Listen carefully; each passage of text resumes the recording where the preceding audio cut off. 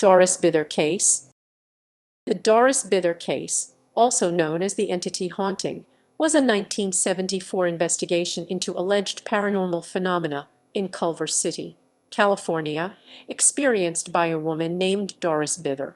The case inspired Frank De Felitta's 1978 book The Entity, which was made into a 1982 film of the same name starring Barbara Hershey.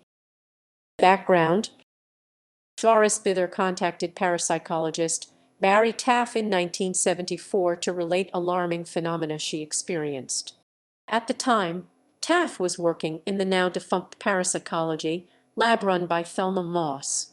With the assistance of Carrie Gaynor, Taff conducted a preliminary interview of Bither's paranormal claims. This interview revealed Bither had a history of physical and substance abuse along with a traumatic childhood. Investigators also found that Bither and her 4 children were living illegally in a condemned home that was in severe disrepair. Bither alleged she was attacked and raped by one or several invisible entities. More benign manifestations recounted by Bither included luminous, transparent human shapes and poltergeist events. Bither died in 1999. Investigation. Taff and Gaynor visited the Culver City house for the first time on August 22, 1974, with repeated visits over a 10-week period.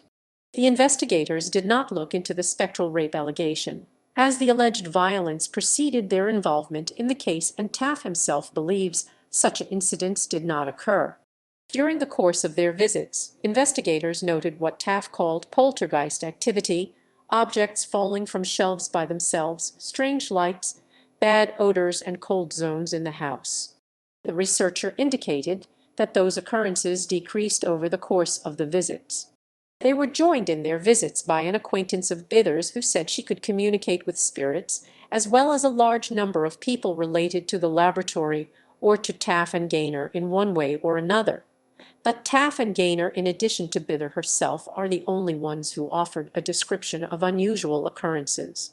Photographs of what appears to be lights are the only objective evidence gathered in the course of the visits. The images were taken by both Taff and Gaynor with an instant film Polaroid SX-70 camera and a 35mm camera.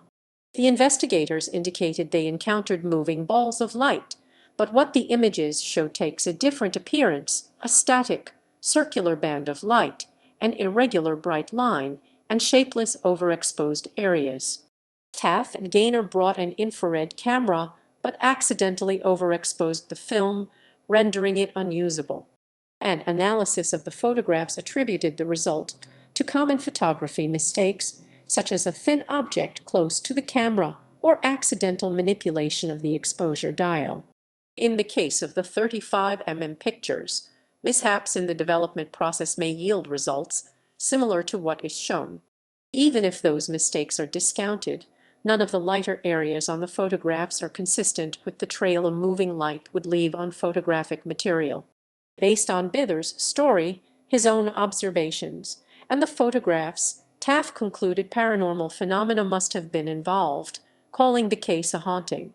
Reviewing the case 4 decades later, investigator Benjamin Radford concluded the case likely involves a distressed family, poor investigation techniques, and confirmation bias.